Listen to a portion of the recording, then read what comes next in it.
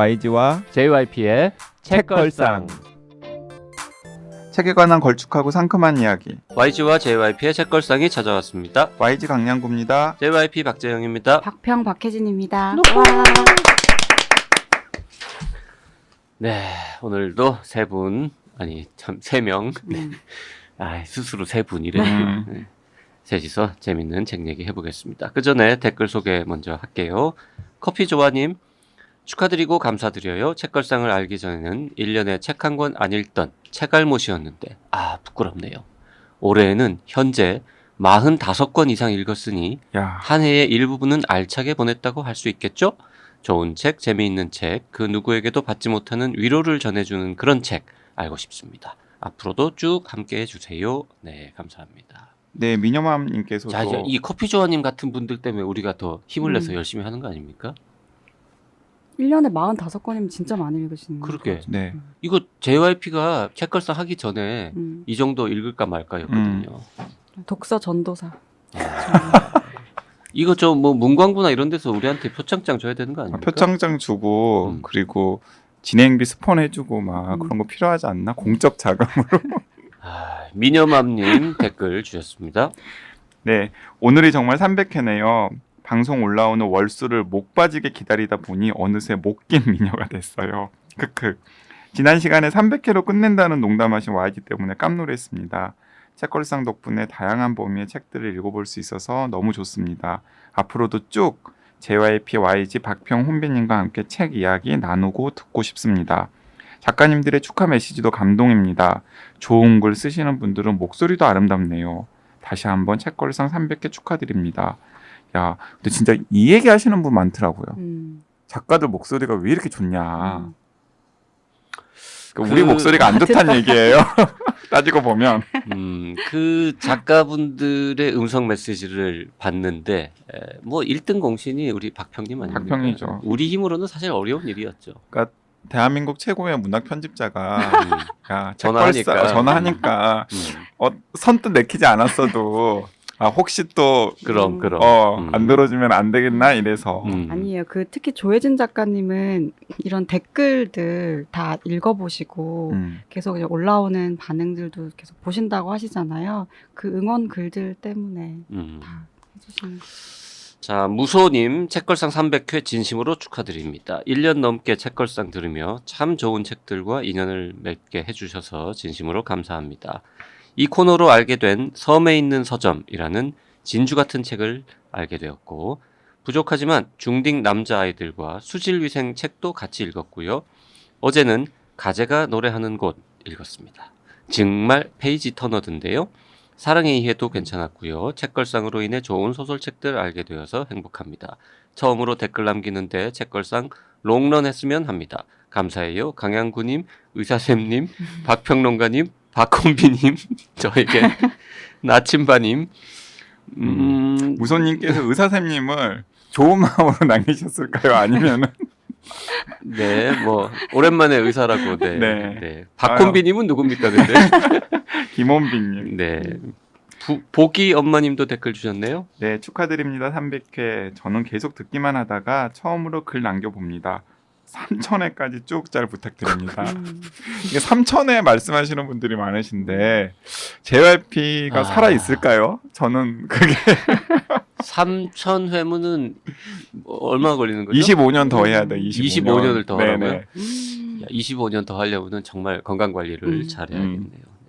네, 그리고 김난영님께서도 그 짧은 축하 인사 남기셨는데요. 해외에 계신가 봐요. 축하드립니다. 해외에서도 추천하시는 책을 구매하고 있습니다. 요즘 그 해외에서도 책 많이 살 수 있죠. 네. 아이보리님, 와 축하드려요. 모두 한 자리에 계시다니. 그리고 너무 즐거워서 애기 재우다가 혼자 깔깔깔. 육아 스트레스 풀어주시는 네 분 감사합니다. 네. 시크리님께서도 그 300회 특집 방송 후기 남기셨는데요. 지금까지 방송이 다 좋았지만 오늘 방송은 정말 역대급이네요. 300세, 300쪽, 300년 전. 우와 세상에 정말 어떻게 이런 발상을. 작가님들의 메시지도 너무 감동적이었고요. 다들 목소리도 좋으시고 말씀도 잘하시고 역시 작가는 아무나 하는 게 아닙니다. 특히 이혁진 작가님 목소리 들을 수 있어서 좋았습니다. 그리고 책걸상 팬클럽 이름 저는 창의성이 떨어져서 창의적인 많은 분들이 참여해 주셨으면 합니다.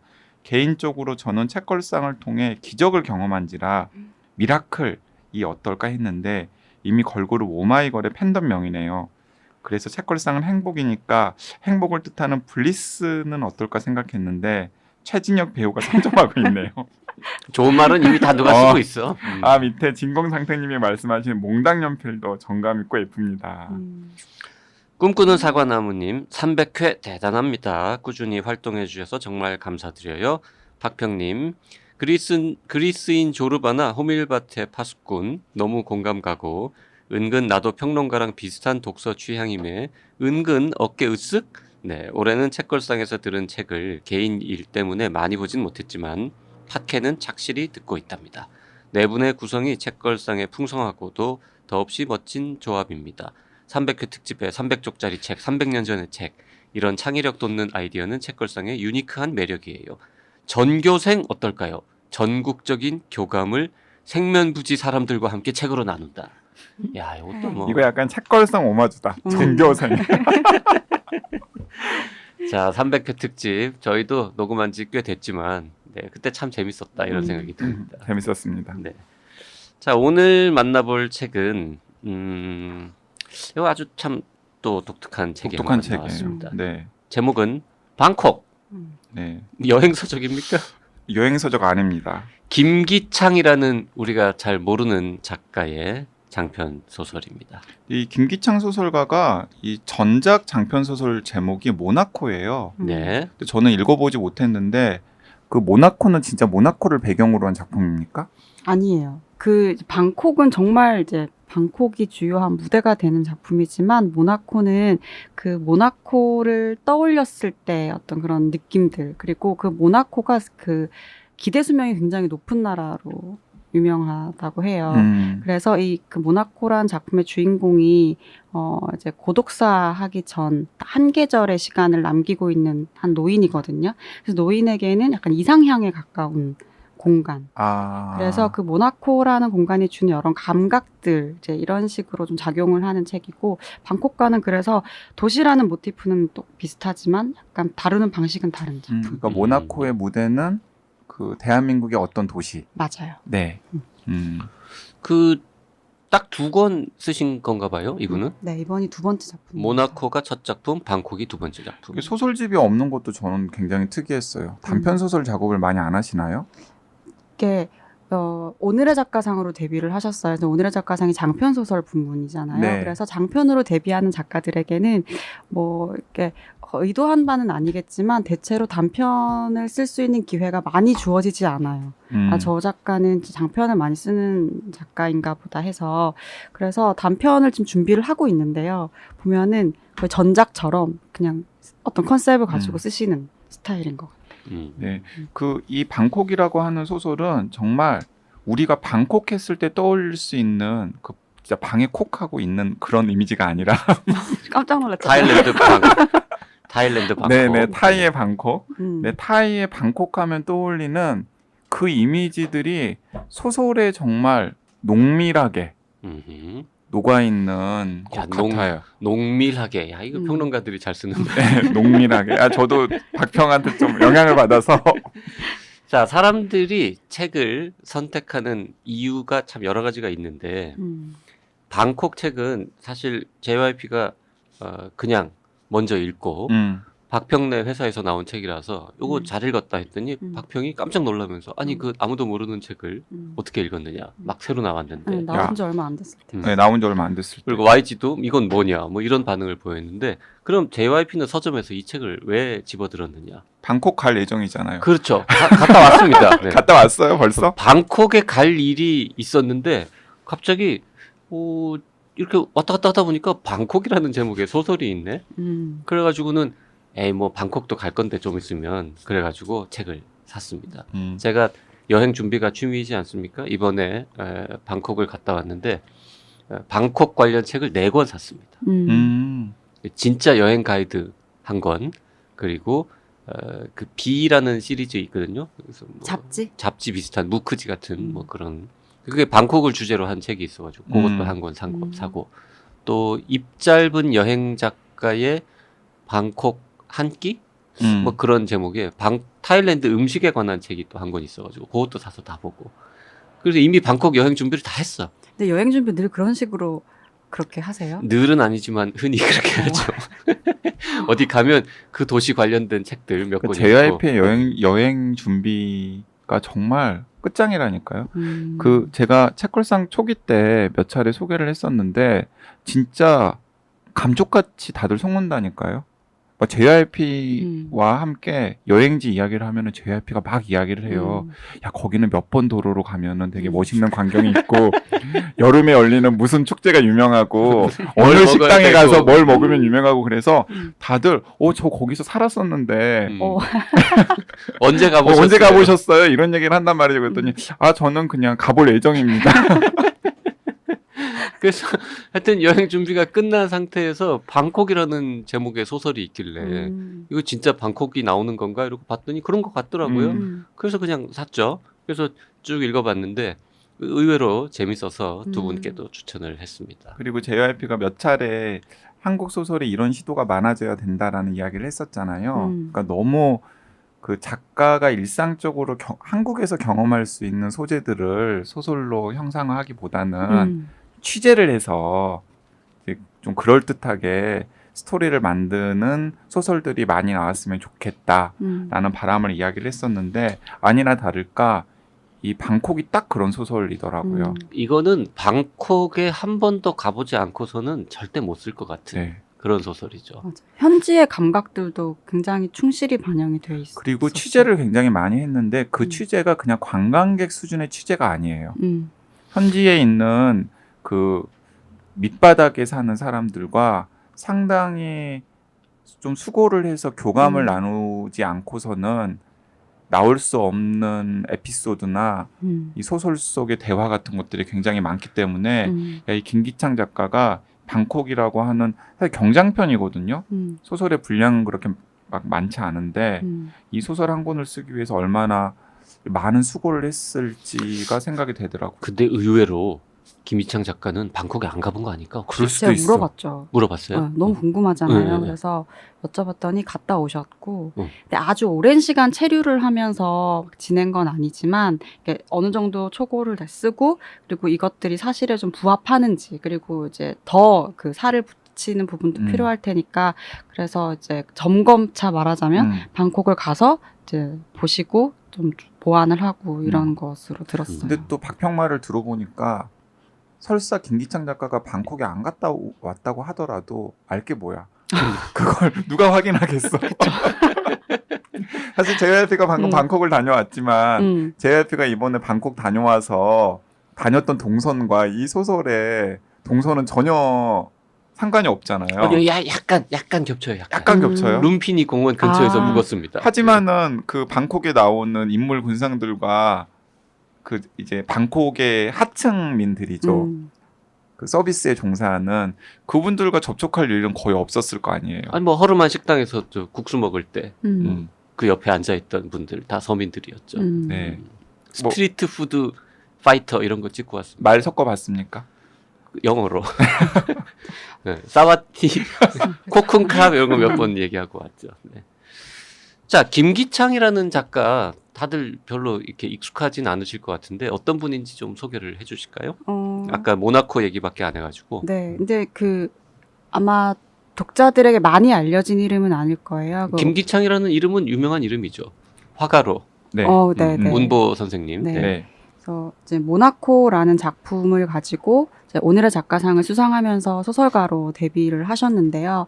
근데 그때 그 작품도 좀 충격적인 작품이었어요. 왜냐하면 그 당시에 이제 노인 문학이다라는 말을 할 정도로 나이가 많이 든 사람들이 작품 안에서 주인공으로 나오는 소설들이 많이 등장을 하고 있을 무렵이었는데 그때 이 노인의 고독사를 이제 다루는 작품을 내면서 작품 활동을 시작을 하게 된 거죠. 근데 고독사를 전면에 내세운 작품은 김기창 작가의 모나코가 처음이었던 것 그때 같아요. 그렇게 이야기를 했었어요. 그리고 그게 이제 소설화하기가 좀 힘든 부분이기도 하고 또 그 시기에 어떤 노인에 대해서 이야기하느냐 이런 것들이 굉장히 중요한데 그 작품 안에서는 굉장히 부유한 노인이에요.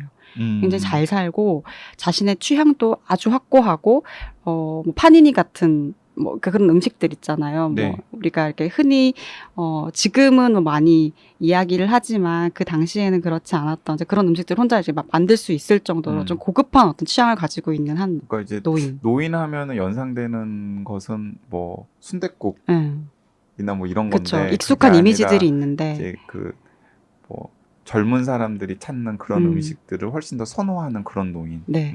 근데 그런 남성이 이제 가사 도우미의 도움을 받아서 이제 집에서 생활을 하는데 그 여성이 있고 근데 그 이웃에 살고 있는 아주 젊은 또 다른 여성에게 어떤 호감을 느끼죠. 그러면서 이제 사실은 남아있는 것들은 죽음의 감각들밖에 없고 여생이라고 해야 이제 그 죽음을 기다리는 그 시간으로 채워진 한 사람에게 뭔가 다른 이제 자극이 오고 그 자극을 근데 표출하는 방식이 우리가 생각하는 방식과 너무 다른 거예요. 그러니까 내뱉는 대사들도 그렇고 이제 인생에 대해서 이야기하는 방식도 그렇고 굉장히 좀 까칠하고 그러니까 차도남 같은 그런 이미지들이 있는 거죠. 그래서 인물을 구사하는 방식도 너무 독특하고 그리고 사용하는 문장들도 굉장히 스타일리시하고 아주 단문을 쓰고 짧은 문장들을 쓰는데 되게 매력적이고 그래서 항상 사회적인 문제를 이야기를 하게 되면은 문체라든지 이런 것들은 조금씩 뒤로 빠지기 마련인데 김기청 작가는 좀 그렇지 않다라는 측면에서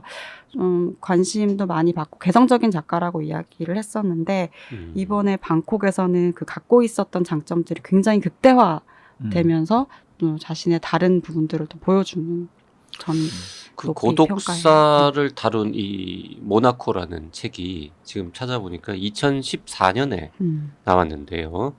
2013년 통계로 한국에서 고독사 하신 분들이 한 해에만 1717건. 네. 하루에도 막 대여섯 명씩. 이제 그럴 수밖에 없는 게 그 뭐 혼밥 그리고 혼자 사는 사람에 대한 관심이 굉장히 높잖아요. 그런데 미디어가 비춰지는 관심의 대부분은 다 20, 30대 그렇죠. 혼자 사는 사람들이고 그 사람들은 약간 스타일리시하고 도시남 도시녀로 묘사가 되는데 사실 혼자 사는 사람들의 상당 부분을 차지하는 분들은 60대, 70대 이상의 노인들이고 그 노인들의 대부분은 그 모나코의 주인공과는 다르게 돈이 없어요. 네. 모나코도 상당히 그 설정 보니까 읽어보고 싶네요. 네, 저도 읽어보고 싶네요. 모나코하고 방콕 중에 어느 게 더 재밌습니까? 근데 이 김기창 작가 제가 이번에 방콕을 보면서도 깜짝 놀랐던 게 그 모나코는 그러니까 그런 설정들, 상황들 이런 게 이렇게 강하게 있기 때문에 어떤 서사의 이렇게 굴곡들 이런 게 아주 강력하게 어필하는 작품은 아니에요. 다른 매력이 있는 건데 그 소재랑 설정으로 그렇죠. 먹고 들어가는 작품이구나. 이미 거기도 느껴지는 이제 매력이 있는 건데 방콕은 저 읽으면서 진짜 좀 깜짝깜짝 많이 놀랐어요. 그래서 저는 이 방콕을 읽으면서 저는 드물게 그 책걸상 준비하면서 짧은 시간에 책을 2번 읽는 적은 없거든요. 근데 이 방콕은 거의 제가 2번을 읽었어요. 그래. 왜 2번을 읽었냐면 JYP가 처음에 방콕을 소개를 했을 때 그냥 무심코 소설을 읽을 차례가 되어서 방콕을 들었는데 대충 다 끝까지는 읽었어요. 근데 왠지 끌리지가 않는 거예요. 뭔가 스토리도 좀 약간 정돈이 안 된 것 같고 제 첫인상으로는 그리고 뭔가 작가가 더 해야 하고 싶은 말들이 있는 것 같은데 그냥 얼핏얼핏 끝낸다라는 느낌이 들어서 JYP나 박평이 얘기하는 것만큼 나한테는 그렇게 마음에 드는 소설은 아니다라는 생각이 들었었는데 지난번에 300회 특집 할 때 이 방콕 얘기 잠깐 나와가지고 두 사람이 이제 좋게 읽었다라는 이야기를 듣고 나서 방송 전에 꼼꼼하게 한 번 더 살펴봐야 되겠다 그래서 천천히 좀 이렇게 살펴보다가 결과적으로는 다시 한번 정독을 하게 됐는데 그때서야 미처 처음에 읽었을 때 보지 못했던 숨은 매력들이 보이고 이 서사도 굉장히 정교하게 잘 짜여져 있다는 생각이 드는 거예요.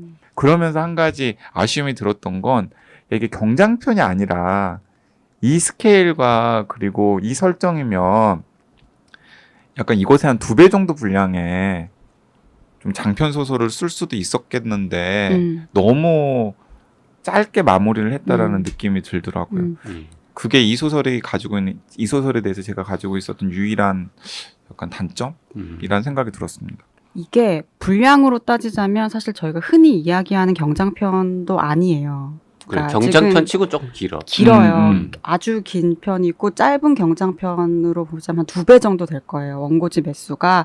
그래서 이 시리즈로 내지 않고 그냥 장편 소설로 해서 내는 게 더 좋을까 이런 생각을 많이 했었어요. 그래서 어떻게 해야 되지라고 생각을 하다가 근데 이제 시리즈로 냈을 때에는 훨씬 독자들한테 이렇게 좀 더 빨리 가닿을 수 있는 이제 매력이 있죠. 이미 시리즈가 확보하고 시리즈라는 있는. 게 이제 오늘의 젊은 네, 작가 네. 그리고 이 오늘의 있어서. 젊은 작가 중에 초대형 베스트셀러가 한 권 있기 때문에 그래서 이제 작가 2번째 작품이고 하니까 이제 그런 측면들을 좀 고려해서 그냥 시리즈로 작업을 했는데 저도 비슷한 생각을 했었어요. 그러니까 조금 더 길게 써도 좋겠다라는 생각. 근데 이제 이렇게 하고 나면 그 다음 작품, 또 다음 작품은 훨씬 더 또 좀 강력한 장편들을 쓸 수 있겠다. 근데 이 방콕만으로도 충분히 스토리텔링의 완결성이 있고 그리고 마치 어떤 느낌이냐면 굉장히 호흡이 빠른 하드보일드한 영화 한 편을 딱 보는 듯한 느낌이에요. 그런 느낌이 맞아요. 있죠. 네. 저는 어떤 영화 생각했었냐면 저는 박찬욱 감독 영화 중에서 복수는 나의 것이라고 하는 영화를 제일 좋아하거든요.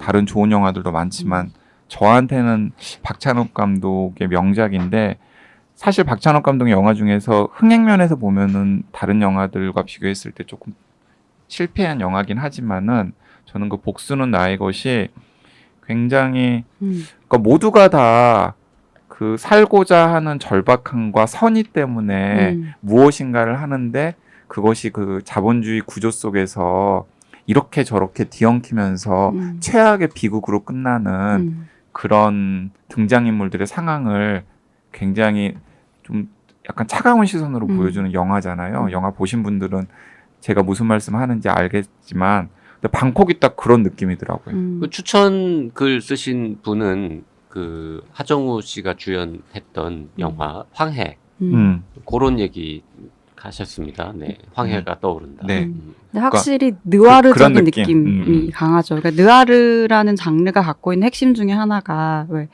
벗어나려고 하는 모든 노력들이 자신을 계속해서 더 수렁으로 빠뜨리잖아요. 그래서 뭔가 시도를 하면 할수록 점점 더 미궁에 빠지는 그런 구조인데 이 작품 안에서도 이제 비슷한 이제 상황이 펼쳐지죠. 그 YG는 처음 읽을 때는 뭐 그냥 대충 몰랐는데 2번 읽으니까 매력을 알겠다고 했는데 그 이유는 YG가 이 직업적 특성 때문에 너무 빨리 읽었을 겁니다.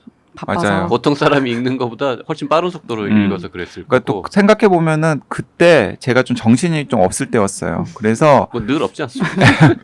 약간 소설을 읽으면서 약간 그 리프레시를 하고 싶어서 든 소설이었는데 이게 리프레시는커녕 아니죠. 그런 과는 아니죠. 네, 리프레시는커녕 막 이렇게 연말에 읽기에는 좀 마음이 뒤숭숭해지는 그런 소설이고 그래서 뒤숭숭한 상황에서 뒤숭숭한 소설을 읽으니까 딱 안 들어왔던 것 같아요. 근데 그러다가 이제 지난달에 굉장히 바쁜 일들 다 처리하고 300회 특집까지 처리한 다음에 좀 차분하게 읽으니까는 이게 처음에 급하게 읽었을 때 보지 못했던 여러 가지 매력들이 들어오고 이 구조도 너무나 촘촘하게 잘 짜여 있는 거예요.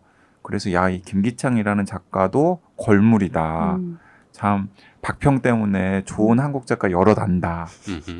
이건 나 때문에 안 거잖아 이거는. 결국에는 박평이 읽어보라고 하지 않았을까요? 그리고 이거 보니까 박평이 또 편집한 책이잖아요. 네.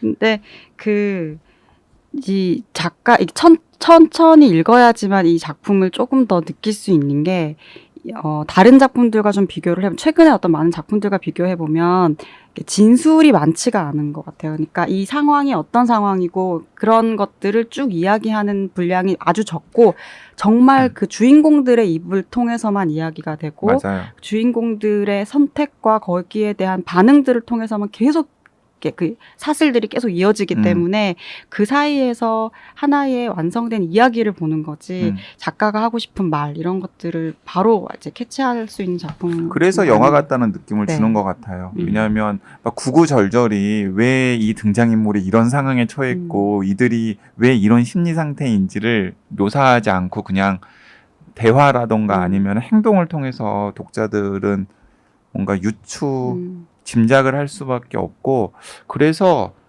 저는 연극은 잘 모르지만 JYP가 좀 얘기를 해주면 좋겠는데 이건 한 편 한 편을 해서 연극으로 만들어도 상당히 괜찮은 각본이 나올 수도 있지 않을까 하는 생각이 들더라고요. 방콕으로 연극을 만든다고요? 네. 야, 어려울 것 같은데. 어려울 것 같아요. 네. 일단 이게 공간적인 배경이 방콕, 서울, 그리고 베트남도 나오고 세트만 싱가포르도 나오고 뒤에 배경만 계속 바뀌면 배경만 계속 바꾸면 되잖아요. 등장인물은 사실은 또 배우들은 어떻게 할 거야? 지금 가발 쓰고 동남아 여성 나오고 백인 아저씨 나오고 이러는데 아니, 가발 백인 쓰고 하는 여성도 거지. 나오고 캐츠 같은 곳에서는 고양이도 되는데 안 될 게 뭐야?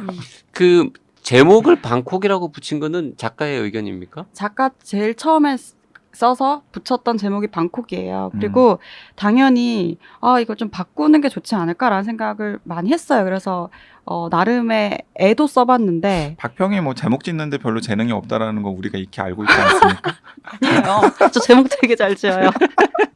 아니 지금 자기 입으로 제목 되게 잘 잠깐만요. 짓는다고 하는 겁니까? 팩트 체크 해보죠. 제목 정말 잘 지은 거 어떤 게 있습니까? 이렇게 또 팩트 체크 청문회하는 느낌. 근데 네. 예를 들어서 원래 제목은 그게 아니었는데 박평이 붙여가지고 성공한 거. 딸에 대하여. 딸에 대하여. 딸에 대하여. 네. 그리고요 또. 그리고 또 82년생 김치. 82년생 김지영. 요거 원래 인정해줘요. 그게 뭐였죠? 820401 김치. 네, 맞아.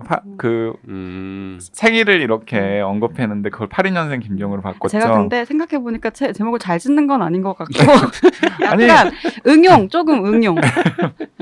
근데 아무튼 방콕도 왜냐하면 이 검색했을 때 그래. 방콕하면 너무 많은 다른 방콕들이 맞아요. 그 얘기 걸리잖아요. 그래서 그래요. 그래서 고민을 많이 했는데 근데 저는 제목 지을 때 그 작품 안에 있는 그 느낌이랑 제목이 되게 잘 맞아야 된다고 생각하거든요. 근데 이 김기창 작가의 작품은 그 앞뒤로 뭔가 수식어가 붙는다거나 뭔가 정보를 또 다른 정보를 막 주거나 이미지를 주거나 하지 않는 게 잘 어울릴 것 같은 거예요. 그리고 앞에 이제 모나코와의 어떤 연결성도 그렇고 그래서 그냥 방콕을 지었어요. 근데 그 검색을 해보면 방콕 뭐 수많은 진짜 타일랜드 방콕 얘기 그리고 방에 콕 처박히는 그 방콕 쭉 나오죠. 작가 이름은 김기창 쳐보면 전부 김기창 화백 얘기만 나오죠. 그러니까 검색이 안 되는 거예요. 이거는. 게다가 전작은 또 모나코야. 모나코 치면은 다 또 모나코 지명으로서의 모나코만 나온단 말이죠. 이분은 앞으로 작품 쓸 때 이 스타일상 또 딴 도시 제목으로 하지 않을까 싶은데. 둘 중에 하나예요. 그래서 딴 도시 제목으로 딱 내서 그게 대박을 터뜨리면은 이제 완결된 3부작처럼 인식이 되는 거지. 그렇게 될 거예요. 그렇게 만들겠다라는 아주 강한 의지. 그렇게 되실 거예요. 그 김기창 작가는 아예 민음사 전속 작가처럼 된 겁니까? 전속 작가가 어디 있어요 요새? 그러니까 없지만은 이제 그런 느낌으로. 없는데 그래도 이제 한 몇 권 다음 작품집도 저희 회사에서 나올 거고 일단 네. 그러니까 이제 뭔가 김기창 작가도 첫 소설도 민음사에서 나왔고 오늘의 작가상도 받았고 민음사에서 주최하는 두 번째 책도 나왔으니까 서로 상호간의 의리를 지키는 거군요. 네. 근데 민음사에서 책을 계속 내기 때문에 뭔가 더 팔릴 수 있고 운보 화백을 넘어설 수 있었는데 저희 그러지 약한 못하는 점을 거 아닐까요? 건드리시면 그 다음 책 제목은 뭐예요? 그러면? 근데 다음 책 제목은 확정은 아니지만 이건 제목 너무 좋아요. 뭐? 소설집이에요. 소설집인데 설마 합정역 이런 거 아닙니까? 레이캬비크 뭐 이런 버지니아 뭐 이야기해도 되나 되겠죠? 부에노스 아이레스 바뀔 수도 있지만 기후변화 시대의 사랑. 도시 이름 포기했네. 네. 그 대도시의 사랑법 패러디한 겁니까? 아니에요. 기후 변화 시대의 사랑. 네. 네, 그건 기후 변화는 요즘에 안 쓰는 말입니다. 기후 위기 시대의 사랑. 기후 위기 시대의 사랑. 그거 더 이상하잖아. 조금 어감이 그거. 어감이 이상하다. 네. 근데 이 작품집은 사랑 변화 시대의 되게- 기후는 어때요? 사랑 변화 시대의 기후. 고려해 볼게요. 네. 차라리 그게 더 낫다. 사랑 변화 시대의 기후. 진짜 난 그냥 툭 어. 던진 건데.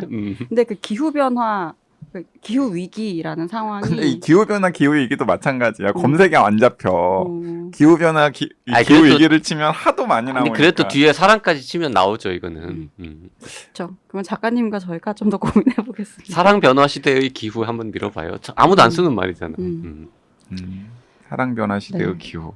그래서 좀 여러분들 궁금해하실 수도 있으니까 제가 그냥 간단하게만 말씀을 드리면 그 기후 변화라는 것이 이제 촉발하는 또 여러 가지 상황들과 우리의 어떤 이미지들이 있잖아요. 그것을 SF는 아니죠. 네, 약간 SF적이기도 해요. 네, 아, 그게 사람에게만 국한된 이야기가 아니고요. 굉장히 여러 가지 범주의 존재들에게 벌어질 수 있는 상황들을 쓰고 있어서 이 김기창 작가도 어떤 색깔이나 이런 걸 특정하기가 굉장히 힘들어요. 그래서 책 나올 때마다 그 변화의 폭이 크고 그리고 김기창 작가 사진을 보니까 네. 약간 그 지식인 포스가 있어요. 지식인이세요. 지식인이시죠. 네, 음. 굉장히 스타일리시한 지식인. 약간 그리고 저 그 한 번도 일면식도 없는 분한테 이런 얘기 툭 하는 거 그렇지만 팬으로서 그냥 약간 재롱을 떨어보자면 약간 젠치하시죠. 아니에요. 아 그건 되게 아니에요. 겸손하세요. 네. 그런 느낌은 없는데 사진 봐서는. 아니 제 인터뷰를 아. 한번 봤는데 모나코 오. 내신 다음에 근데 인터뷰에서는 약간 젠치한 느낌이 좀 있어서 이거 내과인가 이런 생각. 스스로 뭐 자백했으니까 넘어갈게요. 근데 저는 이제 그 얘기 할 때 YG와 YG만 하려고. 대화할 때 되게랑 달라요. 김기창 작가님. 아 그래요? 네. 아 저는 실제로는 젠치하지 않습니다. 애청자분들. 네. 김기창 작가는 78년생이고요. 마산 출신이고 한양대학교에서 사회학을 공부한 걸로 되어 근데 전업은 아니시죠? 다 일을 하시는데 네. 그래도 소설 쓰는 것에 대한 비중이 아주 높은 삶이라고는 알고 있어요. 네. 그 사모님에 대한 애정을 인터뷰 곳곳에서 막 이렇게 말씀을 하시고 맨 끝에도 안에게 네. 특별한 감사 인사를 표했잖아요. 네. 그 지금도 그 모나코 낼 때 그분이랑 같이 사시는 거 맞죠? 아 그럼요. 그리고 그 맞고 굉장히 저명하신 에디터셨어요. 그 잡지 쪽에서. 아, 네, 유명한- 그래서 그 GQ 네. 에디터가 뒤에 추천사를 쓰신 겁니까 혹시? 좀 그런 인연들도 많이 있고 그리고 굉장히 제가 알기로는 이제 저희가 책 작업하거나 할 때 또 통해서 전해 듣고 하는 것을 보면은 굉장히 감각이 뭐 당연히 그렇겠죠. 네. 감각이 있으시고 그 집에 계신 높으신 분이 그러니까 저희 높으신 분 말고 이 김기창 작가님의 그 높으신 분이 제가 보기엔 굉장히 능력이 출중하신 분이신 것 같아요. 그렇지 않고서는 이렇게 아주 강한 애정을 맞아요. 곳곳에서 막 드러낼 네. 낼 수가 없어. 아주 무서운 분일 수도 있잖아. 둘 다. 제가 같이 작업해본 작가님들 중에서 이제 아내분의 의견을 굉장히 이제 높이 평가하고 그것들을 진지하게 받아들이고 하는 분들이 두 분 계세요. 장강명 작가님. 장강명 작가와 김기창 작가님. 그래요. 둘 다 이렇게 그 두 분 다 포용심이 넓으신 분들이죠. 누가요? 제가 보기에는 장강명 작가님의 높으신 분이나 김기창 네. 작가님의 높으신 분 모두 그분들이 포용심이 왜냐하면 굉장히 불확실한 환경에 뛰어드는 걸 허용을 했잖아요.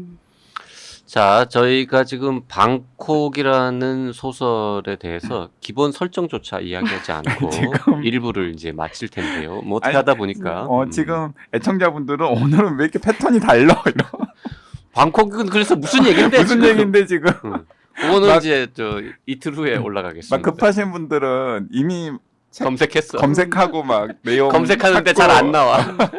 너무 뜸을 들였네요. 네. 자, 죄송합니다만 방콕의 줄거리에 관한 이야기는 다음 시간에 이어가겠습니다. 예, 그리고 연말에 읽기에는 조금 마음이 뒤숭숭해지는 책이긴 합니다만 멋진 스릴 영화 한 편 본다 생각하시고 그 수요일 방송 전에 읽으실 수 있거든요. 충분히 한 한나절 정도 투자하면 네. 한번 읽어보시길 권해드립니다. 다음 시간에 계속 이어가겠습니다. 고맙습니다. 감사합니다. 감사합니다.